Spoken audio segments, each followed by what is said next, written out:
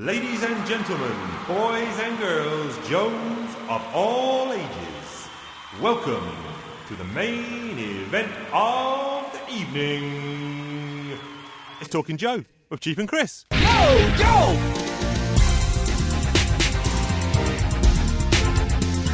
Yo, Joe! Yo!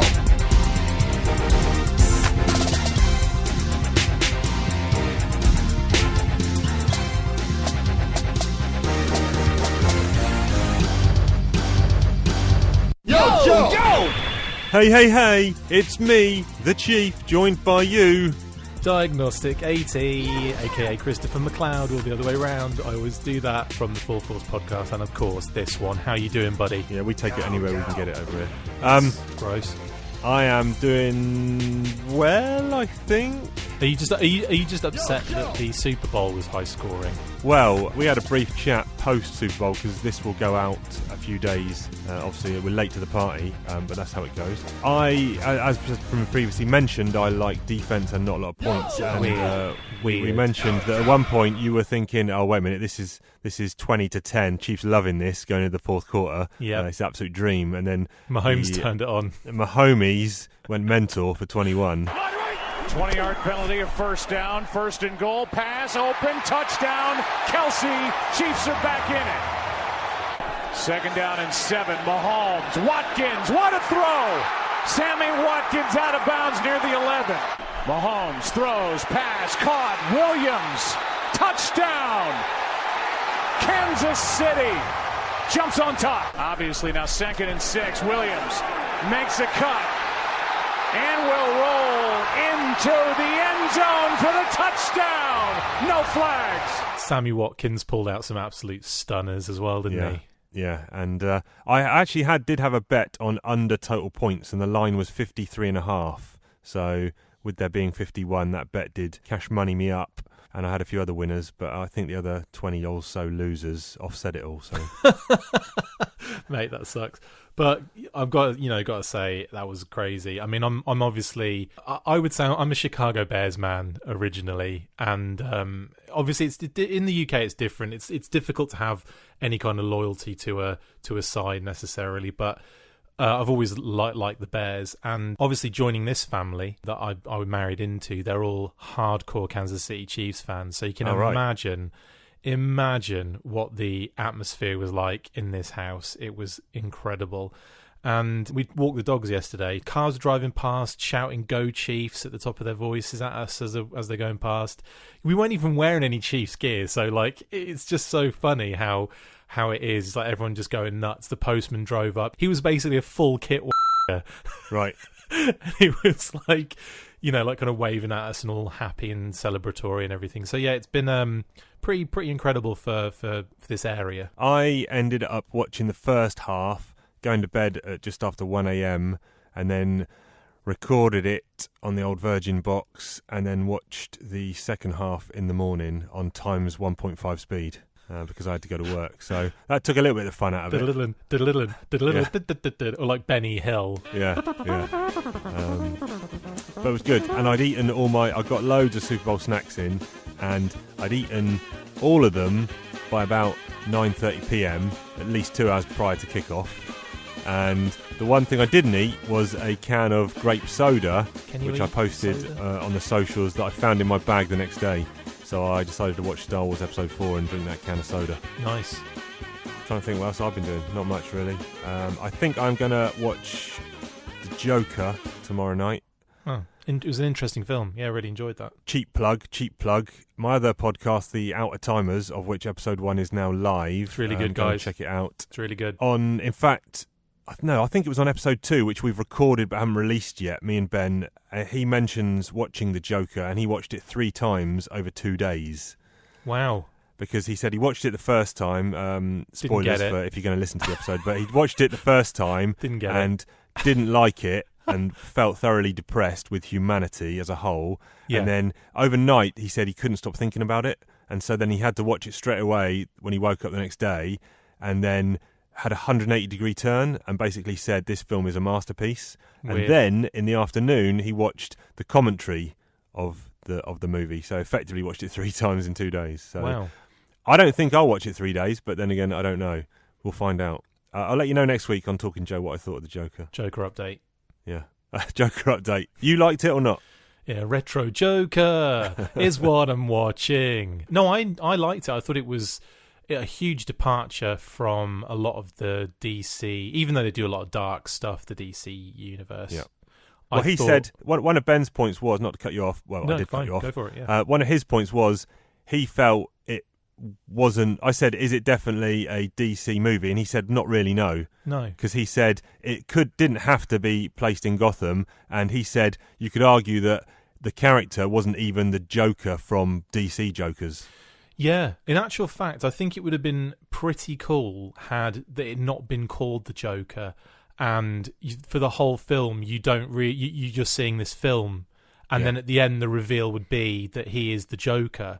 Yeah. That would have been incredibly cool. Like, it would have been not only an amazing film, but that having that aspect of it kept hidden until right towards the end of the film. Like, maybe the fact that the city that, you find out that he's in Gotham at the end and you're like, what?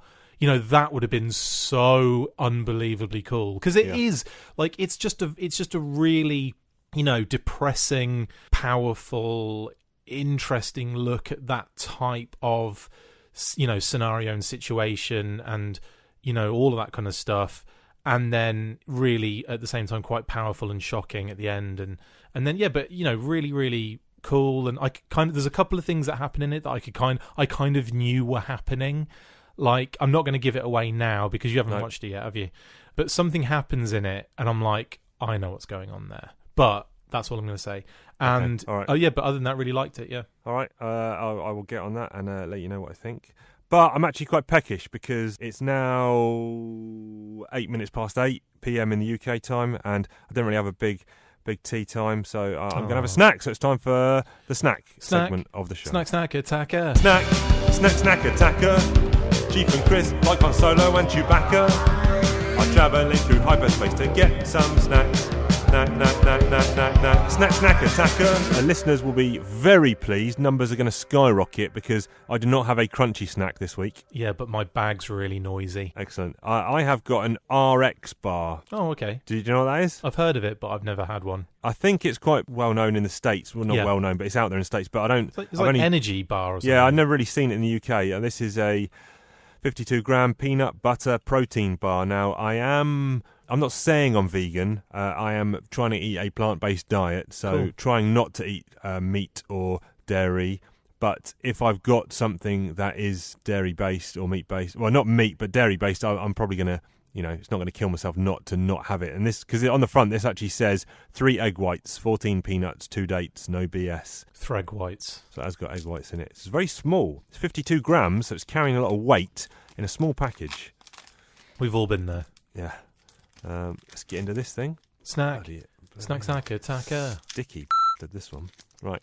Oh, a chewy one. Did you put all of it in your mouth or just a bite? No. Because that sounded like you put the entire bar in there. I'll say roughly 37%. Wow, that's still quite a lot.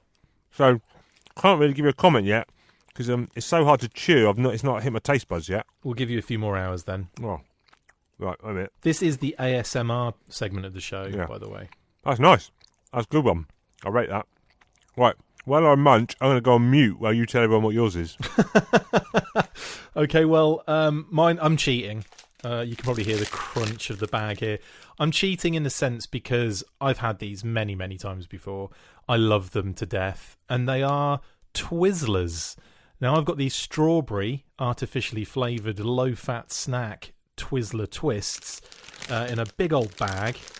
Now, these were obviously, they were purchased for me and me alone for the Super Bowl by my lovely in-laws, and I didn't eat any, so I thought, you know what, I'll have 1 or 12 or the whole bag for this show instead. And yeah, they're amazing. Twizzlers. Next. Well, I'm still chewing, so excuse me, listeners. We're going to talk about some comics. Comic talk, oh, comic talk. Larry Hama writes them, Chief and Chris discuss them, whoa.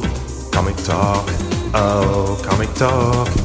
Larry Hama writes them, Chief and Chris discuss them. Whoa. Why do we always do this? Why do we always like eat and then immediately go into a segment that is really, conversation heavy? It was easier with drinks, wasn't it? Because you can, because you can kind of no one ever knew what we were doing, and now I'm just like, listen to my voice. I'm like, what we might do is we might chuck a surprise in the works. One week we'll do a return to beverage for the show. Return to beverages, yeah. Return of the drinks, it is. Anyway, last time on A Real American Hero, Cobra, contracted to the United States to bolster national security, began chasing down members of the disbanded G.I. Joe. Never once to give up, the Joes decided to bring the fight to Cobra. As Snake Eyes and Scarlet made their way through the back door of Cobra HQ, Duke and the others stormed the front. They barely escaped the silent castle with their objective: evidence that would exonerate G.I. Joe and reveal Cobra's true intentions. The victory may be short-lived, as Snake Eyes is taken captive and strapped down on Dr. Venom's brainwave scanner. Scanner again. Yeah, you love the scanner, don't you? Oh. So, opening, so this is issues. Actually, let's do the covers. Issue 160. I've got cover A here on my issue. This is split face. Snake Eyes on the left, Storm Shield on the right. But look how they're split. Oh, and the Cobra background. Yeah. He's also got a Cobra sigil on his forehead. I never actually noticed that until you point out. Really cool, that is. That's why I'm paid the big bucks. That's it. That's really cool. Cover B. I've got a small inset on the inside cover of the issue, and it is by Rod Wiggum, and it's Dr. Venom's face on the scanner as you see a close-up of Snake Eyes' hand when he's strapped into the brainwave scanner. That's pretty cool. I like that one. And then the incentive cover, the retail incentive, is the Larry Hama pencils for the finished cover A by Augustin Padilla. And this is one where previously I think we both agreed that we preferred Larry Hama's versions. Here I think I prefer the Padilla version. Agreed, yeah. I mean, obviously, with this one, it's a bit easier to improve on. Yeah. But the other ones, Larry nailed it with like the perspectives and the and everything that was going on in the shots. Yeah. But yeah. Opening splash, Snake Eyes, and he's got some kind of Kirby Crackle Zartan-y kind of effect. Yeah. Well, actually, we saw those effects in one of the later Marvel Run issues. We did, and I even mentioned that I thought it was Zartan turning into a console. Yeah, that's it, yeah. Yeah. Mindbender and Cobra Commander kind of leaning over him. Initially, I was like, what? Why was Snake Eyes strapped in here? And Cobra Commander's like, no, it has to be done immediately, Dr. Mindbender. What were they? I just lost complete track of what the brainwave scanner does in terms of. Well, they just want him to they want to get him on Cobra's side. They want to brainwash him immediately. I'd completely forgot the brainwashing properties of the brainwave scanner, which is silly because we've seen it so much. Yeah, and well, I was going to say this how we've talked about in the past how the brainwave scanner's got all these different ways of working. Yeah, because I don't think they really nailed down its actual proper use, or there would maybe have been some miscommunication with Larry and the art team in the past. They give us the explanation, don't they? Yeah, and this one is like Cobra Commander's an avatar and it's all on the computer screen, so it's all done virtually this time. And Cobra Commander goes through a maze, basically busting it all down. The maze being Snake Eyes' brain, and then all these like childhood memories are destroyed, and so on and so forth. And whilst Billy, aka Dr. Venom, and the Baroness and Destro look on to see what's going on. Yeah, that's it. And that first panel on page 2, Billy looks whacked out, man. He is manic. Yeah, you can definitely see some Dr. Venom in his face, can't you? Yeah, I think that's, he is crazed. And like you say, he's obviously been impregnated, so to speak, with Venom's personality. Gross. They lightly touch on the Billy Baroness romance. I'm glad you finished that sentence. They lightly touched on the Billy. I was like, hang on, what have you been reading? With kind of Destro longingly, woefully looking on. I did mention that last time. Like, where the hell has he been in this relationship building process? And then we never really saw where the breakdown of Baroness and Destro came from, because last we saw they were, he was going to give it all up, wasn't he, at one point for her? I think it's kind of weird that Larry jumped on like a few, like moments ahead of where they left off. I feel like that's an odd decision on his behalf. Like I wouldn't have been opposed to him just going straight, like literally the next scene from what the last issue in the Marvel run had been. But there's time has gone by here, not loads, but enough that some things have happened that we just never really find out why. Yeah, I think a couple of things. Maybe he didn't want to have to go back and reread all of the previous issues he'd written. Probably. And also, it gives you a little bit of leeway, because if you do start, not directly, but you do start sometime in the future, it can gives explain you some things away, I suppose. Yeah, you don't have to then necessarily explain things, because we don't know what happened in between, and we're just taking this as the new status quo kind of thing. So Totes. I think it kind of works. Well, it works for me, I think. It doesn't. It doesn't for me. Like right. the next scene where we see Storm Shadow appearing with Scarlet. Yeah. And you've got these, the guys that basically dobbed in the Joes or the Gypsies to Destro's castle last time, managed to get away before it all kicked off, because they weren't Gypsies, they were G.I. Joe, and they were taking over the castle, etc., etc. Yeah. Storm Shadow and Scarlet appear from the trees. He's carrying Scarlet because she's injured or unconscious, and he's like, "You're going to give me a car, otherwise there's going to be trouble." And then they're like, "No, we're going to beat you up." And then Storm Shadow just kind of kicks absolute ass. And then the last guy's got a gun, and I love this bit where he's like, "Oh, you've got a gun." Yeah. I really don't like those things. They create delusions of power and security in the weak and incompetent. And then he says, "I see the keys are in the ignition. 1 point in your favour. Continuing to be stupid about that gun is deducting many points, however. Yeah. Do you mind closing the trunk for me? I'm waiting." And then he closes the trunk and he drives off. Thank you.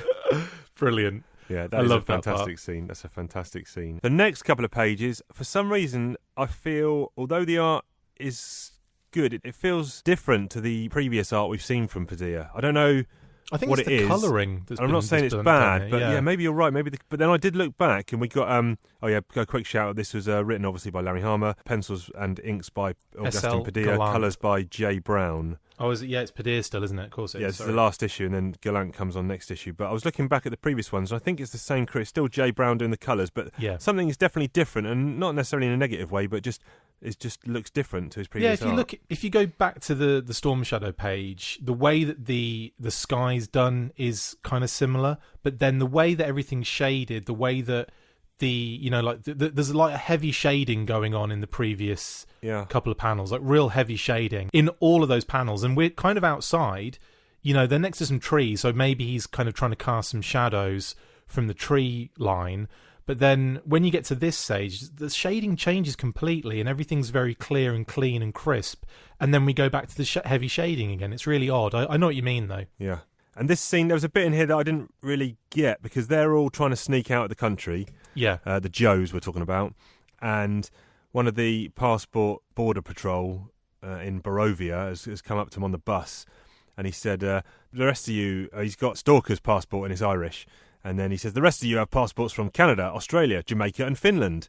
Just what all of you have in common, that you're travelling together. And he goes, basketball?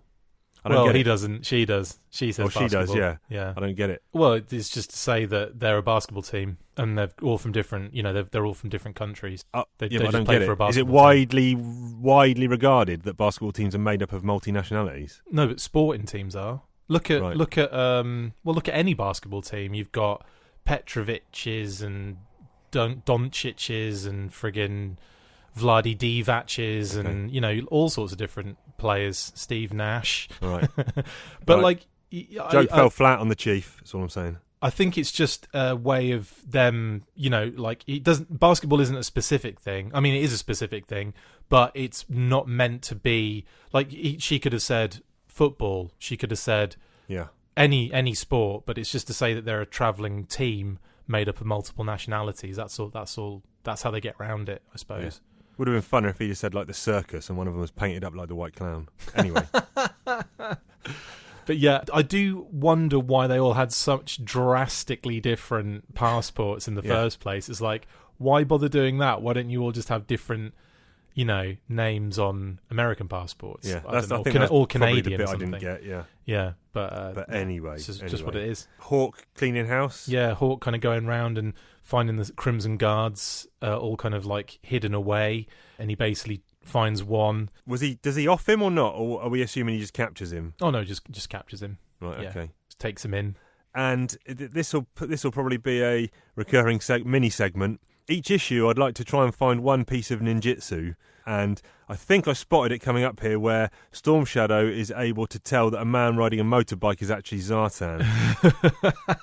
I mean, it's a moped, a scooter, I guess. It could, yeah. I mean, I suppose you don't need to be a ninja to do that, but it's the fact that he said Zartan. I've seen Zartan ride his motorcycle. You can change your appearance, but you can't change how you ride a motorcycle or something like that. It's like, yeah, you can't. He's not so good at disguising his body language. Yeah, and which I think is, that you're right. It's like ninja bull. So that's our first ninja bull. Ninja bull. It's all the time. G.I. Joe and ninja bull. There you go. Yeah, done. There you go. That can be your first jingle, official. First jingle. I'll give it to you. I feel really excited. So Storm Shadow has escaped the Silent Castle with Scarlet, and Zartan is in pursuit. Do we need to know why? I mean, we don't really know why. Is it just surveillance, or it's irrelevant almost, I guess? But anyway, he's been... And Zartan's still under the brainwave scanner thing, isn't he? Zartan, yeah, I'm not sure. And Zartan, I don't think... So we're covering 2 issues this week, and I don't think we covered the cover for the next issue. We'll do that in a minute. But I don't think Zartan appears for the rest of this issue or even the next issue, so we don't know what's happened to him. Are we assuming that Storm Shadow has taken him back to the pit? No.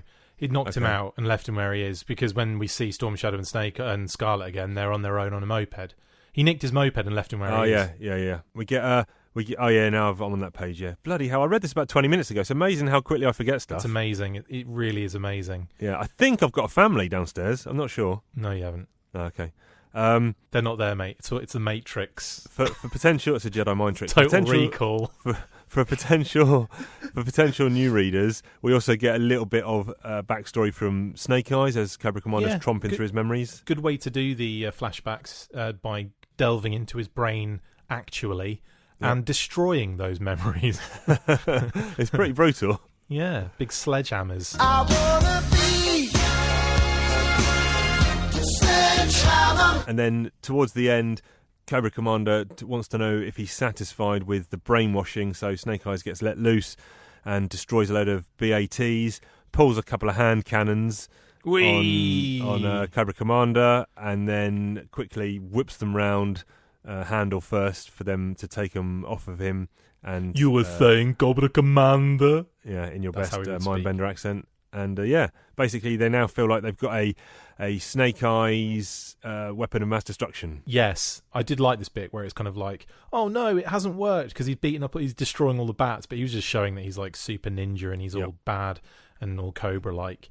Yep. But we should say we did kind of skip over an important part in that Storm Shadow and Scarlet do catch up with the Joes before they evac with Wild Bill in the C-130, which we see like constantly throughout this run, which is great. Like I do love Wild Bill in the C-130. Yeah, it's like almost like, the Dragonflies kind of they're not irrelevant. They're not like useless or irrelevant. We don't really see them that often, but he's way more useful in this role as the C-130 Hercules pilot. Yeah, and that vehicle's more useful, isn't it? Because obviously it can take more people and can take vehicles. Exactly. So it kind of gives him more of a major role.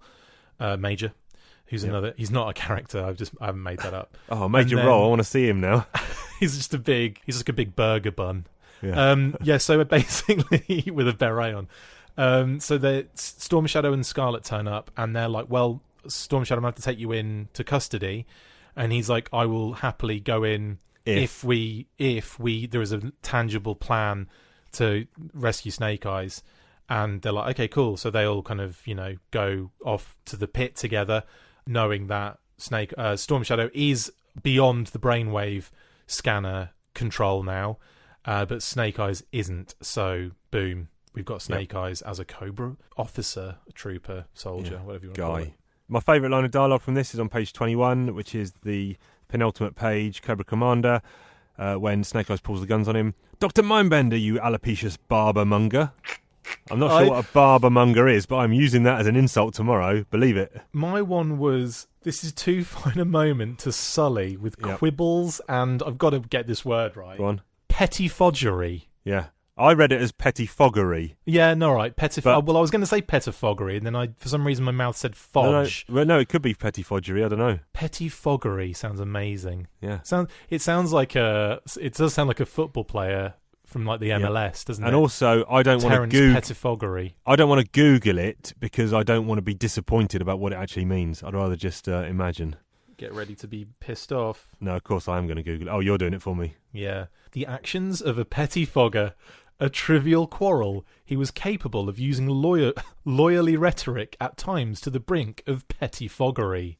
Yeah, believe it. In terms of where this issue lies, I mean, I think we're going to get into some sticky waters in terms of ranking yo-joing these issues coming up, because are there clearly defined arcs? I'm not sure. I think we should scrap our yo-joage from the last time, because this is obviously an arc that's going to go on, and then we'll do the whole arc once it's come to the Snake Eyes conclusion, because this seems to me like, unless you want to do the initial arc being up to the point Snake Eyes is captured, and then the next yo-joage we do once the Snake Eyes as a Cobra agent thing is... Yeah, let's do that. Let's leave what we got in the bag, and then we'll continue to read from this issue onwards until we find enough of a natural break point. Totes. Yep. And that leaves us on nicely then to the next issue, doesn't it? Yeah, issue 161. My main cover, I've actually got the cover B as my main cover here, which is Storm Shadow, and I'm assuming that's Hawk.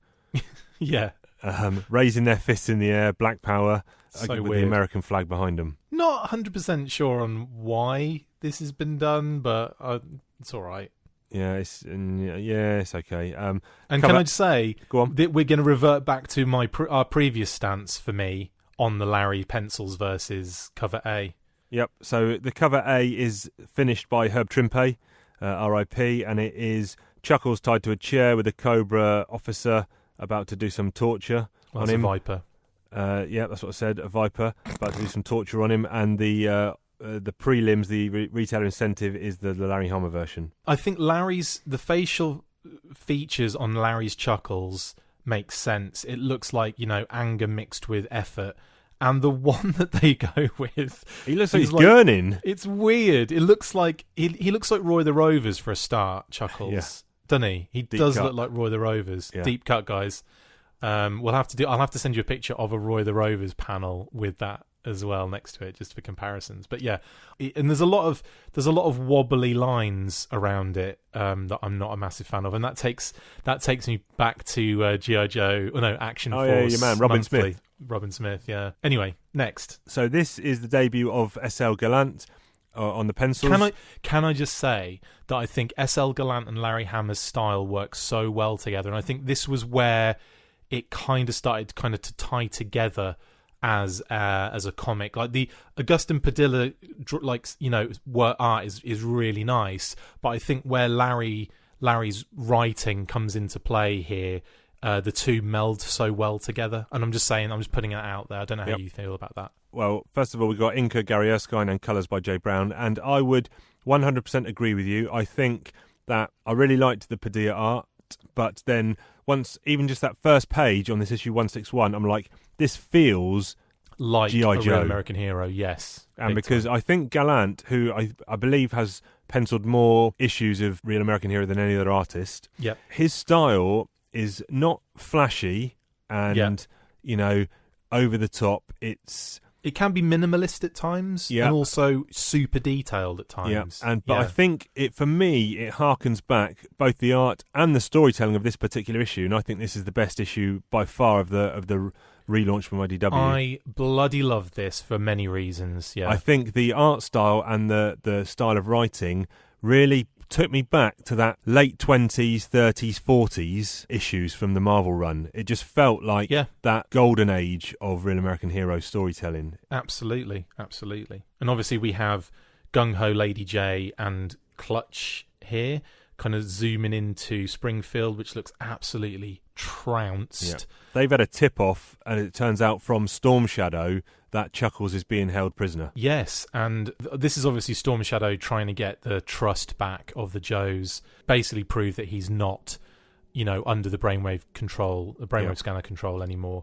But what I love about this is the beautiful way that we zip in between Chuckles and his, I love how he's kind of made out to be this kind of smart talking, kind of undercover operative, kind of he knows that he knows how to be tortured, and he knows how to torture, obviously, and he's obviously kind of baiting them to do worse things to him, They smack him around the face with a soaked, wet phone book. That's quality. You know, they about to like attach electrodes to his nipples, probably, or his testicles, and they're just waiting there. The Vipers are just waiting and the troopers are waiting there to be picked up and move on, and they're just saying, well, let's just shoot this guy and move on. They've got a brainwave scanner on page 2 in that heavily detailed panel where he's about to pick up he's soaking the phone book. They've got a brainwave scanner. Just plug him into that. Oh, the classic brainwave scanner. Yeah. Do you know what? I did not notice that.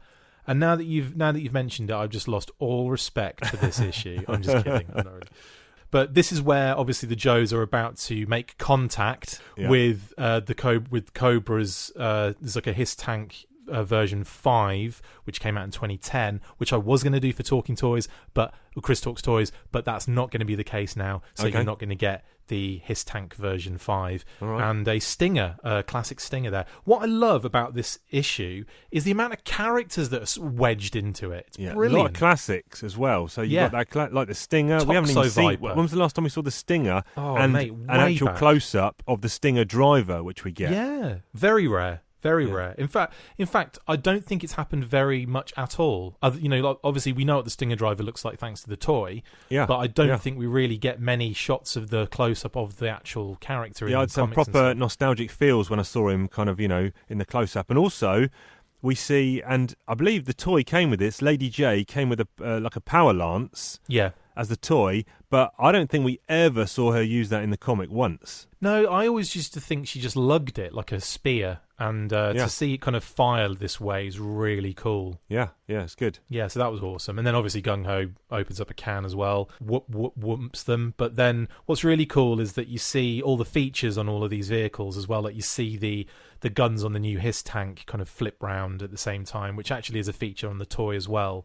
Right. And then you've got Jay and Gung Ho are going in to rescue Chuckles, but he's already kicked he's replicating what's on the cover, but in a way more adult-orientated fashion. Yeah, he's kicked him right in the nads and then given him a headbutt. Bonked him in the face scalp. Yeah. Have that, you dick. They blow the doors off. You're only supposed to blow the bloody doors off. I only told you to blow the bloody doors off, so Gung Ho does that, takes out a Viper in the process. Meanwhile, the action's kicking off outside with Clutch, who has now clearly upgraded his Vamp to have a flip down hands-free laser sight, which is really cool, and voice recognition to say bang, and then he takes out the Hiss Tank, and I love that series of panels is great, where you see because again on the toy you've got those like wires on those cables on the gun, so when it turns around you can see the twist of the cables. That's really cool. And then it's just absolutely, that is a beautiful great colours by Jay Brown there as well. Yeah. Chuckles here. Do you think the inclusion of Chuckles had anything to do with his popularity Cobra over in the other IDW continuity run? Yeah, I think Chuckles is one of those characters that has always had that popularity in a weird way. Like he was in the animated movie, but in the Sunbow cartoon, but he was always depicted as this kind of dumb, doesn't speak, brute force kind of guy. When in reality, the best version of him is this kind of undercover, cool, suave operative kind of dude. Yeah. And the Cobra miniseries, which we're hopefully going to cover. We won't give too much away in the future on a special convergence of an episode. Oh, what have I said? But and I think you're right. I think that his popularity kind of almost forced Larry to use him in a really cool way here. Yeah, but he uses him really effectively. Yeah. Basically, the Cobra Troopers, the Viper's down, and he's pops a cap right in his head, blows his brains out. Lady J's going to take him into custody, but then it turns out he rolls the Viper over, and the Viper was going for his shooter. Yeah, and she's like, I'm gonna have to report that, and he's like, whatever. He's like, you're welcome. Anger had nothing to do with it. Kicks the guy around, and he's got his hand on his piece, and he throws his gun back to just kind of reinforcing Chuckles' kind of coolness, bad character. Yeah. But, so then and then obviously we come back. The guys get back, and this is all kind of classic G.I. Joey stuff. They're arriving back to home base, and then they've got to give the passwords. Outback's popped out from some sort of love it. Undercover thing. Those little hut things that flip out the floor. Yeah, Jabberwock, Bandersnatch. He's got to give the passwords, and they got to go through Spirit Iron Knife with even more passwords. He's sitting on his rug as normal. This is great because we start seeing loads of characters. Now, we've already got Gung-Ho, Chuckles, Lady J, Clutch. Now we've got Outback, and Dusty's the other one on the other side of the, that. And then they pull in, you've got Spirit, and Spirit opens the hatch, and he's going to go down there. And there's this talk of like, this is the satellite blackout, so this is the opportunity we have to get into the base, the Hercules to be kind of, also kind of parked up and lowered into the base. And again, you get even more characters appearing. So, the guys drop the vamp off, the Hercules lands, Mainframe comes out of this huge ramp, this kind of underground ramp that appears, and then he kind of gets it into position with Wild Bill. And I love, this is a really funny bit of dialogue. I love this where he says, just a smidge more. Like when he's kind of like getting in the right position. He doesn't have a smidge-o-meter. He doesn't have a smidge-o-meter. Yeah. Brilliant. Love that. There's a really cool the panels here are gorgeous, aren't they? They go down into the base and down the elevator, and then you see all this stockpile of vehicles. Persuaders and vamps and weapons transports and havocs and all sorts. It's amazing. I think I might be wrong in saying this, but I think I might be right in saying this, that friend of the show, Mark Seddon, actually owns this original page. I think I've seen him post it before, yeah. I think awesome. We bought a load of pages off of Gary Erskine, who was at a convention, or does a lot of UK conventions, and he managed to dig out a load of G.I. Joe Real American Hero pages that he'd inked. And I bought a few covers and a few interior pages, and I think Mark and Peter, the Seddons, they bought a bucket load as well, so I'll dig those out, see if I can post them up. That's awesome. I've got to point out a few things I've just noticed on that panel. On the tail fin of the C-130 Hercules, it's written Yo J03, which is brilliant. Yeah, and then in the actual panel where they're dropping down into the basement, there's a helicopter which I think is just it looks like a standard Black Hawk helicopter. I can't think what that relates to in G.I. Joe, honestly. You can all crucify me for that. But then there's also an armadillo in the background there as well, hidden away, and possibly either a Ghost Striker or a X-30, but it's hard to kind of tell with the nose. Interesting. It's probably like a Ghost Striker or something like that, but yeah really cool. They've brought Chuckles immediately down here because he is going to interrogate Storm Shadow and kind of find out exactly what's happening with Snake Eyes. Is Storm Shadow actually out of his brainwashing and back with the Joes, that kind of thing. And then look at that next panel with, again, you can see all of those vehicles and everything. It's just brilliant. I can't get enough of this shit. And I love it when, like you said, they're going deeper and deeper into the depths and having this conversation that's kind of developing Chuckles' character even more, isn't it? Yeah, because obviously he's proved that he's a bad who can withstand torture, and then he's extricated himself from that situation where the Viper was going to add a gun behind his back, and he's taken him out, and now he's leading the interrogation of Storm Shadow, who happens to not be in his cell, which is again a throwback to a previous Joe issue in the I can't think what the issue number is. It's in the 40s where he's on Alcatraz, isn't he? Yes, and he escapes. Yeah. And again, really cool, really fun, like ninja. Can I play my ninja bull thing again? Yeah, go on. Ninja bull, it's all the time. G.I. Joe and ninja bull. And what's funny, I think was really funny about this, is it's like we've got Roadblock on security, we've got Psych out on D. He's going to make sure that this is all going to go, above board and everything. And they open the door and he's not in there. Yeah. And it's like, what the we've been doing this entire time. And they don't actually explain how he got out unless it comes in a subsequent issue. No, but I think that's part of what I enjoy about the ninja aspect, is that stuff is like the magician never reveals his the tricks, and I think that's perfect for Storm Shadow. You want that air of mystery, that air of like magic around them a little bit, don't you? Yeah, and he's basically done this. He's escaped, but he hasn't escaped the pit because they find him in the mess hall eating some lunch. Brilliant. And he's got a suitcase which is a pit self-destruct. It's amazing. Suitcase bomb. Look at Duke with his hands on his face, just like, for God's sake. And it's basically just proving, look, I could have set this off and blown everyone up, but I didn't, so I must be a good guy. And again, we've got like Law and Order and the green shirts, so they're kind of like military police kind of aspect kind of thing. I really like that about that. And another thing about this that I absolutely adore, and I don't know whether this was Larry, probably Larry didn't have much to do with this particular aspect, possibly in a chat between Gallant and Jay Brown, the colourist, about putting tripwire in his Fun School colours. Armani, Prada, Versace too. Joe's changed their outfits from black to blue. Duke and Hawk, look but don't gawk. Changing their kit, whoa, is that legit? Swapping camo jackets, headgear and boots. It's now neon colours and funky spacesuits. Sci-fi stalker and even roadblocks. While Bill, Flint and Mutt gave me a shock. So go take a walk if clothes aren't your passion. Cause it's comic book talk and lovely G.I. Joe fashion. Which is just the biggest deep cut ever, and I will go into more detail later in the show. Spoiler alert. Interesting, because I wondered who that was. Mate, it's absolute genius. And whether it was Jay Brown or S.L. Gallant or kind of like a mixture of the two talking back and forth about it, guys, you're absolute geniuses. I love that they've given Tripwire that deco, and it's and it relates to something. It's almost like a nod to the fanboys, really, and I think it's just brilliant. All right, well, I want to hear that, so let's hurry it up, because I want to get to that segment now. Well, another lovely thing that Storm Shadow does is he says, well, you couldn't have gone too far, because you wouldn't have got past Spirit Iron Knife. And he says, that reminds me, he'll be wanting his schmat back, or whatever it is. Yeah, whatever it is, yeah. That's schmat.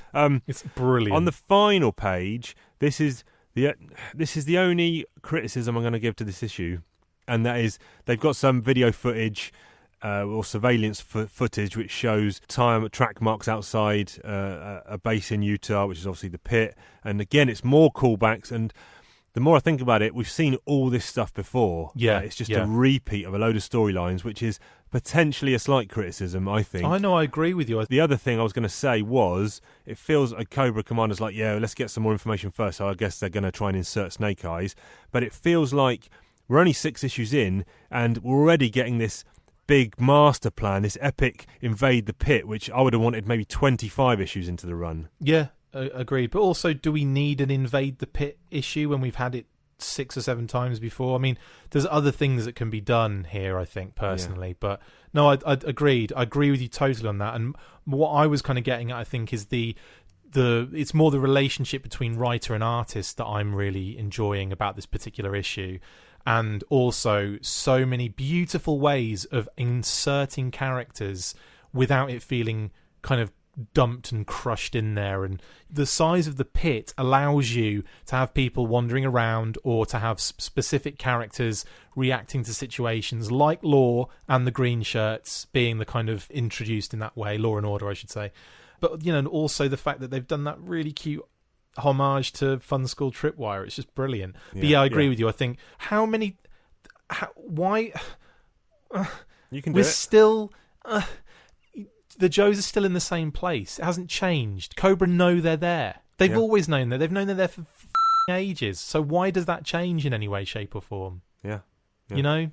I don't know. It's good stuff. We can both agree it's good stuff, and if it continues in this vein, then I think we'll be scoring this particularly high. This issue would have been an 8 or a 9 individually for me, I think. Yeah. Okay, so next week we'll be doing 162, 163. Join us for that. But right now, I'm going to eat the rest of my RX bar and go on mute while you tell me about Tripwire. Chris talks about toys, ho ho. Chris talks about G.I. Joe. He talks about all the things from the comic book and the animated show. Chris talks about toys. Chris talks about toys. Chris talks about toys. Chris talks about toys. So, I'm going to start from the beginning here. Well, not from the beginning of Fun School, shall we say, as a G.I. Joe toy company. Calling all G.I. Joes! Come down to attack Cobra Base! Over! 5, 4, 3, 2, 1, jump! Go, G.I. Joe!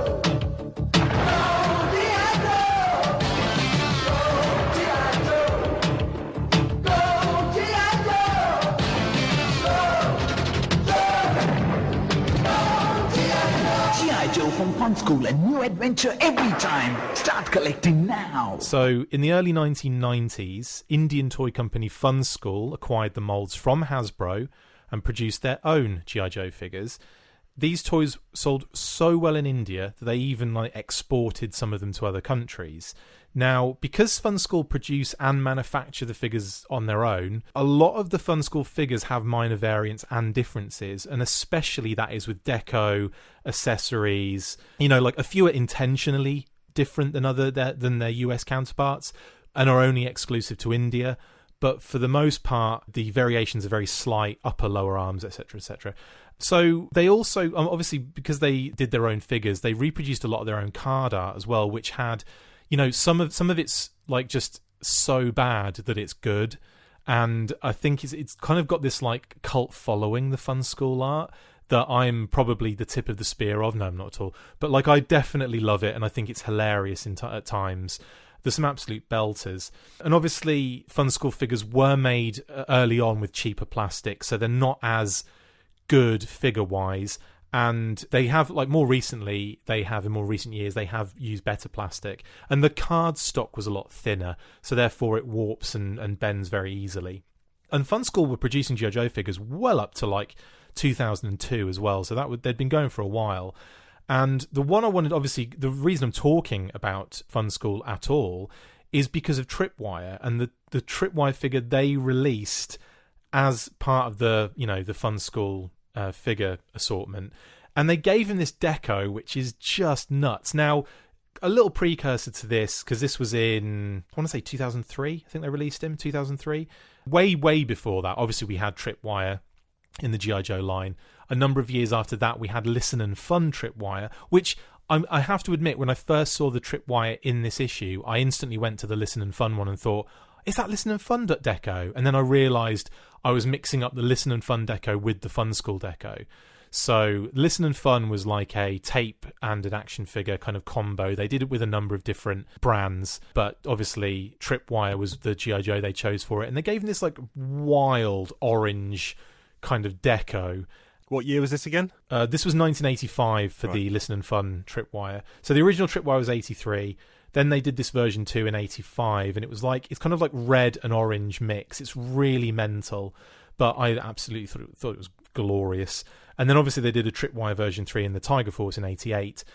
So there's quite a few versions of Tripwire out. There's even, in the UK we had Tripwire repainted in SAS colours and called Blades for the Palitoy. I'm looking at him right now. I've got him in my little case there. He's great, love him. And they also released Tripwire a Palitoy carded version in the UK as well. So regular Tripwire and the regular deco. So yeah, there's loads of Tripwires going on. We even had, I think, another Tripwire in 2001, a version 4, which kind of came out, I guess, in like the Real American Heroes collection. So, a lot of Tripwires had happened before we got this one, or before India got this one. And it's just bonkers. Purple, and then a red visor with an orange bomb vest and like slightly darker orange kind of like wrist and kind of shin areas. And he's got written in black on the actual chest, Bomb Squad, which is just f***ing awesome. Nice. The accessories he came with were bonkers purple versions of his backpack and mines, blue metal detector with like it's wild, and the black cable, but just awesome. The carded figure, if you were to look at the actual carded figure, they redid the card art in the same pose, and it's hilarious. I'll show you. It just, it's really goofy, and obviously the level of quality has dropped considerably here, but there's something so charming about it. And I know the Seddons are going to give me shit about liking this particular figure, but the fact that this deco is utilised in the comic is just such a fanboy fan I'm going to call it, but it's great. And anyway, he did get his I think they used basically the same information from the original Tripwire file card, but the file card's even really low quality as well. Like, it's on, you can tell. I'll send a picture up, and it's just cool. Very basic, but it's codenamed Tripwire mini detector. Mini detector, not mine detector, mini detector. File name Skoog Tormod S, so it's the same Tripwire name, same serial number. I'm not going to read that out, it's mental. Primary military specialty, explosive ordnance disposal. Secondary military specialty, demolitions. Birthplace, Hibbing, Minnesota. Grade E4 specialist. Tripwire dropped out of high school at a naval base in Yokosuka, Japan. Father is Korean Navy, in brackets. Spent 2 years in a Zen monastery, pondering the meaning of life. Expelled for breaking too many dishes and spilling every conceivable liquid. Joined the army at 19 and received spiritual awakening on the grenade range. proficient with all NATO and Warsaw Pact explosives, detonators, ignition initiators, and blasting machines. Qualified expert M1911A auto pistol. Tripwire freaks people out. He's always clumsy, jittery and dropping things, except when he's working with high explosives. Explosives are the only thing that calm him down. And that is the Fun School Tripwire that appears in this issue of A Real American Hero. That's blown your mind, hasn't it? It has. It's literally blown my mind because he's Tripwire. And it's great. It's great. Good stuff. Good stuff. More toys next week. What little gems can Chris pull out of the bag for us? We'll find out. I was gonna pull out just to stand. Oh, let's talk about the new Hiss tank, and then I was like, "Is that a Fun School Deco Tripwire?" Sure is. Yes, it is. Win, win, win. Now that is over, let's confuse some people because it's time for British colloquialisms, aka over-egging the pudding. We got a pudding, we're gonna egg it. We got a pudding, we're gonna over-egg it. We got a pudding, we got no criticisms. That means it's time for some British colloquialisms. I like how you said that in a way that was kind of relieved. No, I'm relieved that I didn't have one, but you gave me one in the beginning of this episode. Boner. No. This in America, you'd say if someone grassed you up, and in the UK, especially when we were around as kids, you were dobbed in. Did I say that? You said dobbed in, yeah. What did I say it in regards to? Someone's dobbed someone in. I don't know. Did I say that? And at the time, I was like, I'm using that. That's amazing. Yeah. I still haven't got one. Hang on, give me a sec. Dobbed in, if you told on someone or grassed on someone, yeah. Oh, he dobbed me in. That's amazing. I don't even remember using that. That's incredible. So normally before we start recording, I'll say, right, I'm ready. And then he'll say, right, let's start recording. And I'll say, oh, actually, I'm not ready. I've forgotten to do something. Or I haven't got my snack. Or I haven't got my drink. And then I have to fart around trying to sort it all out. And then at the start of this one, I said, right, I haven't got a British colloquialism. Don't worry, while you're doing Toy Talk, I'll try and think of one. And you said, yeah, I haven't got one either. Don't worry, I'll think of one. But you didn't have a segment of the show, downtime, to enable you to actually think of one. No, so now I'm here pulling on my pud. Yeah. Sorry, I'm just reading loads. I'm reading loads and just using them, but right. Not actually explaining that that's what I'm using. Purple-headed womb broom. That's interesting.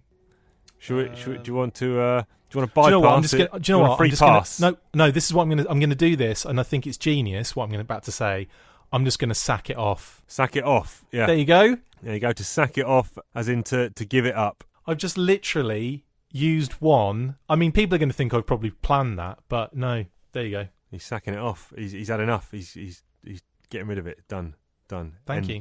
Time. God, It's called time. That was really well planned. Yeah, brilliant. Well done. Accidental. Moving on to a segment that might go a little bit smoother.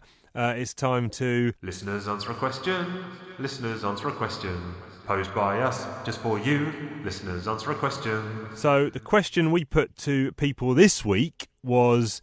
Are there any good examples of movie franchises that started well, went downhill, and then had an uptick? Came back to form, if you will. Really, really interesting question, that, yeah. So I'm going to read out all the examples that we had. The most common one, given to us by 3 or 4 people, was The Fast and the Furious. I live my life a quarter mile at a time. Nothing else matters, not the mortgage, not the store, not... my team and all their bull. For those 10 seconds or less, I'm free. Now, surely that's just level playing field all the way for me. Well, I have watched them all, and I think I watched the first one when it came out, and it was okay, I think, for me. And the second one, I think, was similar. The third one, I think, is that Tokyo Drift, which I thought was pretty poor. Then I didn't bother watching anymore. And then when it kind of that resurgence came back whenever it was, and they started going massively OTT. Yeah, and everyone was we'll get the Rock in. We'll get this guy in. Everyone was jumping on that bandwagon. That it became trendy. I went back and watched them, and I think I do like the recent seven. I can't tell them apart though. They all mould into one for me. That's what I'm saying. The same for me. Like, surely that is just a movie franchise that has got like just a constant consistency. Yes, they're kind of dire and garbage, but at the same time, there's a charm to them, and they're quite fun. Yeah. And because of that, like, we know exactly what we are, and we're just going to do it anyway.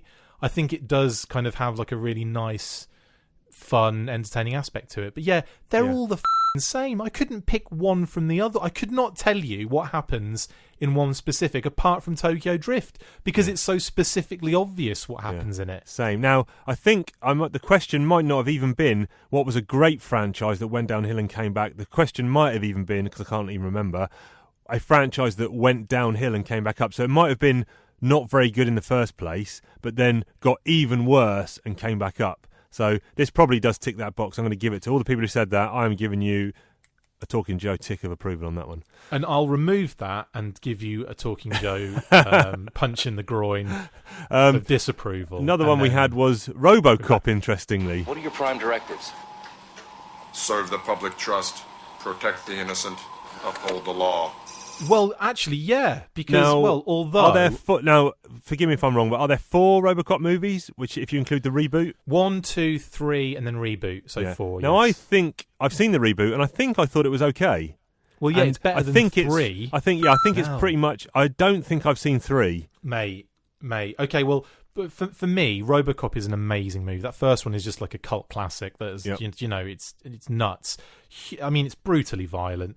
I mean, I for years I'd only seen the ITV made for TV version of it. Yep. But then when I saw the actual original, and it had, you know, all of the stuff like him getting taken to pieces by or them all shooting at him and everything, that was intense.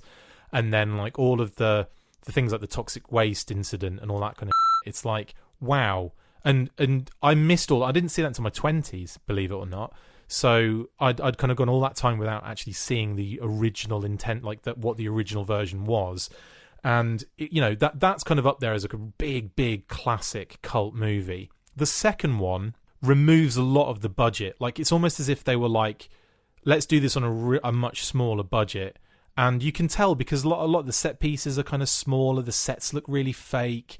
It's not very good. I think a lot of the budget maybe went into trying to do the CGI for the bad guy, and it just doesn't really work very well. The third one is just utter garbage. And then the reboot, I think for the third one, interesting, I think was written by Frank Miller, who is obviously legendary comic book writer-artist. Rocket pack in the third one. Yeah, it's like flying around in a jetpack. It's just so weird and shit. Yeah. But the reboot, so are we giving that? We're giving that the Talking Joe tick of approval. Yeah, the reboot, it was okay. Like it was probably like it was all right, but I wasn't blown away by it. Yeah, better than the third one. So I agreed. Yeah. Night of the Living Dead. The dead were coming back to life. We should have been afraid of them, but we weren't. I'm not really. I mean, I've seen a few of them, but I'm not really that au fait with the whole unfortunately, series.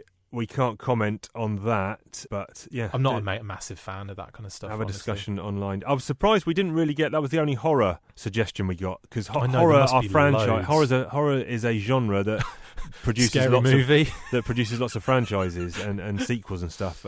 But yeah, we didn't really get any examples. So interesting to hear out there if you're a horror fan and you think there was a series that got worse and then got better, let us know. Mission Impossible. Good morning, Mr. Phelps. This is your mission should you choose to accept it. I don't know if I found that pretty consistent as well. From my brief exposure to it, the first one I thought I still don't understand it. It was really complicated. I thought it was a bit dry and maybe a bit boring. Second one by John Woo I thought was awful. And then obviously the later ones have been okay. So I guess if you base it on the second one being awful, then yeah, I guess it does get better. There's always a bit of a drop, isn't there? I mean, very rarely do sequels kind of improve a movie franchise, but I say very rarely. I don't say all the time. Yeah. It has happened where a sequel has been better than the first one. Yeah. Terminator 2, you could probably argue. I think a lot of people, Terminator's a great movie. A lot of people cite Toy Story 2, Godfather 2. I think and maybe Terminator 2 as 3 of the prime ones. But anyway, we're not talking about better sequels. Star Trek. Travel forward with us, 300 years into the future, to confront the greatest mystery ever to threaten mankind. We are aboard a huge starship called the Enterprise. This is the return of Captain Kirk. Not really a Star Trek fan, so I can't really comment on that. Yeah, I mean, I think I've seen all of the films, but I definitely think the most recent ones I've really enjoyed. Oh, yeah, actually, the reboot ones, I have seen them, and they're actually quite fun. So I enjoy them. I think they're great. I think the casting for that is wicked. Yeah, we'll give you a tick there. And the same person, I forget who it was, sorry, I forgot your name, said Westworld. We will soon be landing at Westworld, the ultimate resort. We have you on grid 5, over. It consists of 3 worlds of the past. Locking in now. Worlds where you can live out your every fantasy. But I only know there's a movie and then a TV show. Yeah, that's not a film series, is it? It's not really it's not really a movie franchise, and I don't know how well regarded the first one is, or the movie is, so can't really comment on that. Someone's put Rocky here. His name is Sylvester Stallone. He's the star of a new film called Rocky. Now, interestingly, I'm actually started watching Rocky 2 yesterday. That's a good shout, actually. And I'll finish watching that. But Rocky, for me, just for listeners if they want to know, Rocky is my number 5 movie of all time. Right. The first one. Yeah. I really like the second one as well. I really like the third one. I really like the fourth one. The fifth one, I think, is still watchable, but is definitely down on the first 4.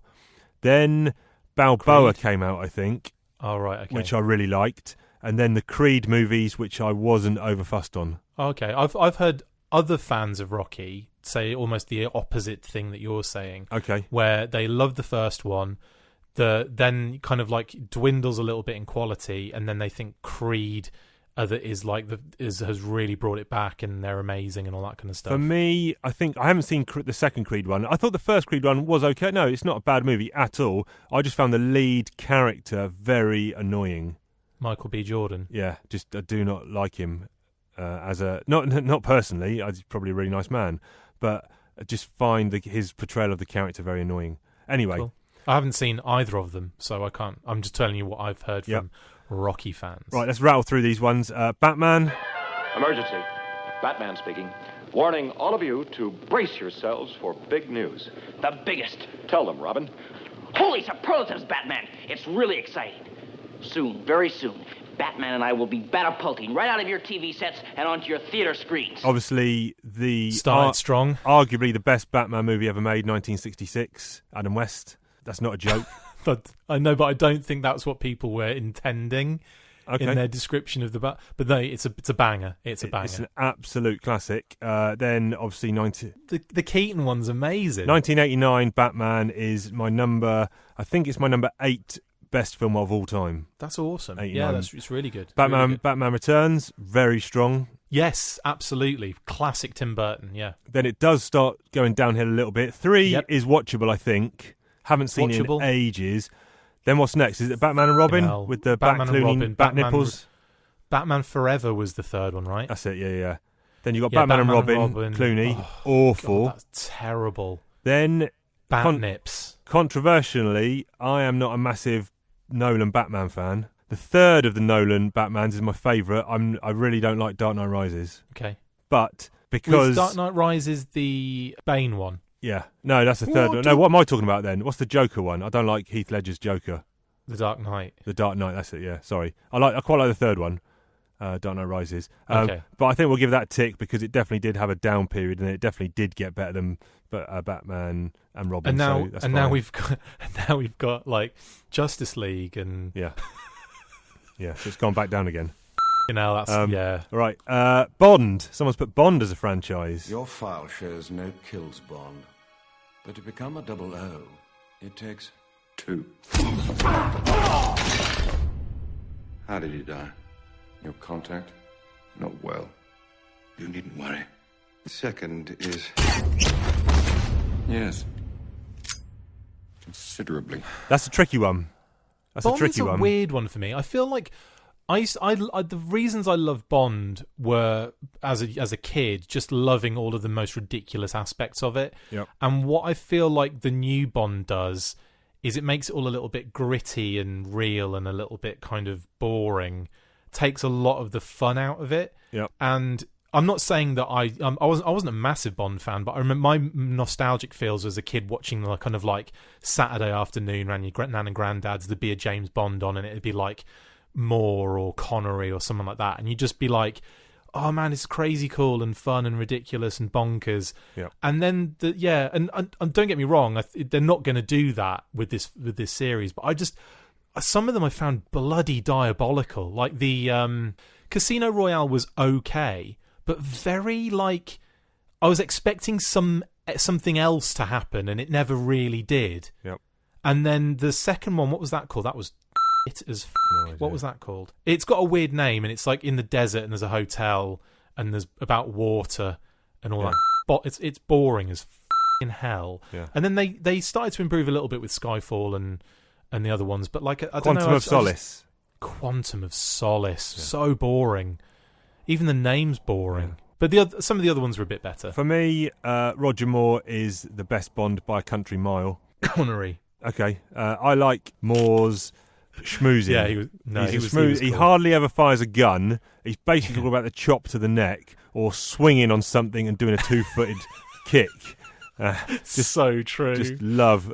Spy Love Me and Live and Let Die are my two favourite Bond movies by a country mile. So I say Connery. I don't mind Connery. I like Pierce Brosnan as my second favourite one because I like that silliness aspect, and he was the closest to Roger Moore for me. So I'm on the fence as to whether that was a franchise that went downhill and came back again. Because it's evolved in a sense, hasn't it? Can't do that. It's an evolution. Very quickly, X-Men. I'm Professor Charles Xavier.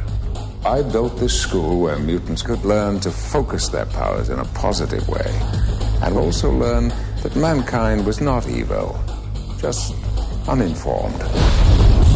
You'll be safe here from Magneto. Ooh, okay, started strong with the first one. The second one wasn't as good. The third one was as balls. Yeah, then the reboot. I get the First Class Didn't like and that. those ones. First Class was okay. Days of Future Past was good. Days of Future Past was much better. And then the last was it there was the Apocalypse one. That was turd. Oh my god, Apocalypse was the worst film ever. So disappointing. So that's kind of like I think I'm going to put that down as a up down. That is all over on the graph. So yeah, I guess it did have a resurgence, but then it went down again. So I suppose it's finished strong with Logan. Actually, the last one was the last First Class kind of era, wasn't it? Yeah. With the Phoenix. Yeah. So, and I didn't really think that was great, honestly. It was okay. It didn't deserve the amount of it got. It was better than Apocalypse, but it wasn't very great. Yeah. Right. So on the fence, we're on the fence. That's an up, downer. Spider-Man. Who am I? You sure you want to know? If somebody told you I was just your average, ordinary guy, not a care in the world, somebody lied. Can't comment on the 1960s live-action movie because I haven't seen it. I love that movie. Okay. Again, nostalgia, all right. feels. Started strong, and then we come forward, I guess, to the Tobey Maguire trilogy. Wasn't a fan of Tobey Maguire. I wasn't a fan of those Spider-Man movies. I think I'm very in a small minority that didn't like those films very much. We get the reboot with. I preferred the Amazing Spider-Man to Tobey Maguire's, even though that wasn't really. Is that really the current great. one, the Tom Holland one? No, that was the Andrew Garfield. Oh, Andrew Garfield. Oh, yeah, he did two movies, didn't he? Yeah, I preferred him. I thought he was brilliant as Spider-Man. I thought he was much better than Tobey Maguire, but then Tom Holland comes along. Can't remember the movies. Obliterates both of them. I didn't like that. What's that called? Homecoming, is it? Yeah, I loved Homecoming. Yeah, it's all right. It's run of the mill. The best Spider-Man movie by a country mile is Into the Spider-Verse. Oh, agreed. It's brilliant. So for me, that is a franchise good because I actually quite liked that first Tobey Maguire Spider-Man and the second one. Then for me, it went downhill. Garfield was probably on par. Then it went downhill with Tom Holland and the current Marvel Universe stuff, and then upticked with Spider-Verse. So yes, I'll give you that. I was a big fan of Tom Holland. Thor. Your ancestors called it magic, and you call it science. I come from a place where they're one and the same. 3 movies in the bag.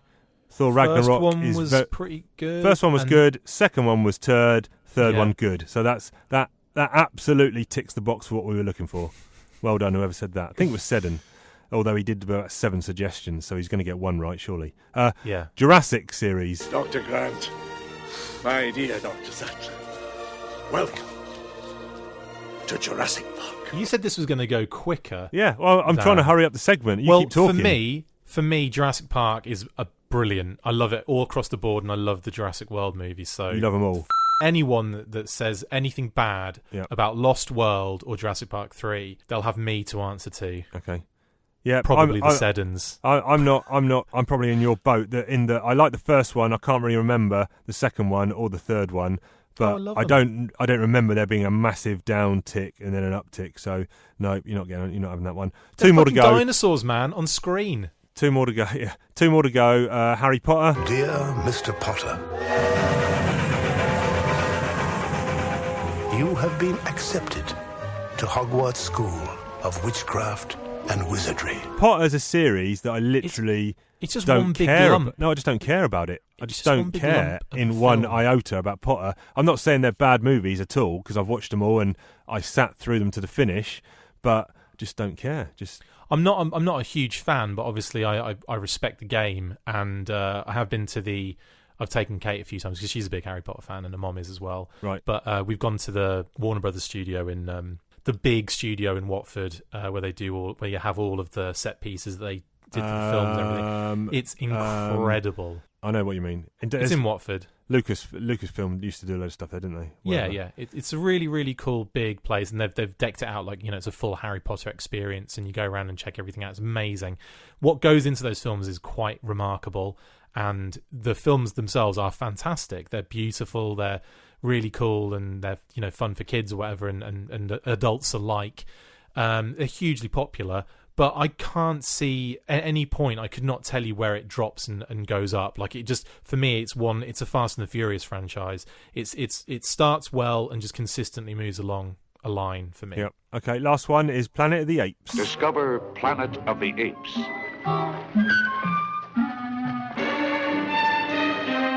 A civilization where humans run wild in the jungles. The superior beings are apes. Now, I cannot recall watching all of the original Planet of the Apes. I think there's 5, maybe. Was there originally? For me, I just think they've done really good movies recently with Rise and War and all that kind of stuff. Yep. And Dawn, Rise and War for the Planet of the Apes. They've all been really interesting and kind of surprisingly good. Yep. I wasn't expecting the level that they were to be, and they've been really good for me. Yeah. But yeah, of those remade ones, I thought the first one was pretty good. I really liked the second one, and I didn't particularly like the third one. But that's weird. It went up and up and up for me. In comparison to the original Charlton Heston stuff, I don't think I've watched them all. That one that was the reboot before. The in between. Do you remember the reboot? No, I don't even know what they're called. Isn't it? It's Planet of the Apes, something like Return to the Planet of the Apes, something else, Apes. Apes. Was it Mark snacks. Wahlberg in that? Oh yeah, that one. I forgot about that one. There was the Tim Burton one in between. Yeah, you're right. The Tim Burton, Mark Wahlberg one. Yeah, I forgot about that. So we'll probably go. Yeah, we'll give you a tick for that one. Series that went down and went up. And that is it for that 20-minute segment at the end of Talking Joe episode 58. I'll have to cut a lot of that. If you enjoyed all that, come back next week and see what other questions we can eke out to 20 minutes. But it's been fun. You can catch us in the usual places. That's Talking_Joe on Twitter, Talking Joe Comics on the Instagram, TalkingJoeComics@gmail.com if you want to pop us a line, Talking Joe, a G.I. Joe podcast on the Facebook. And we actually sent Sam Myers a no prize in the post from way back when he explained something about Castle Destro when they were laying siege to Castle Destro in that issue, and we sent him something in the post, and he actually sent me a message saying he received it. So good man. Inside information from Sounds me. Great. So. He always comments on Patreon things for the Full Force as well, so big shout out to Sam. You're an absolute ledge. You're a ledge, get it? Where can the people find you, sir? I am Diagnostic80 on Twitter and Instagram, and you can get us on the Full Force podcast, which is everywhere. Podbean, iTunes, Stitcher, Twitter, Facebook, and then of course Patreon and YouTube. Yep, good stuff. Go and check that out. You can find me, Cheeky2Shoes, on Twitter, or my new podcast, The Outer Timers. Find that. We're on Instagram, Twitter, and all the pod places like my buddy Chris just mentioned. We will be reading issues 162, 163 for next week, so do that if you want to do your homework and be in on the game. There'll also be a question coming out probably around Sunday for you to answer, which we'll be reading out on the next episode. And with all that said and done, we'll see you down the road. Let's skin out. Let's skin out, yeah. Deep cut. Out of Timers, episode 1. Out of Timers, baby. Check it out. Yo, Joe!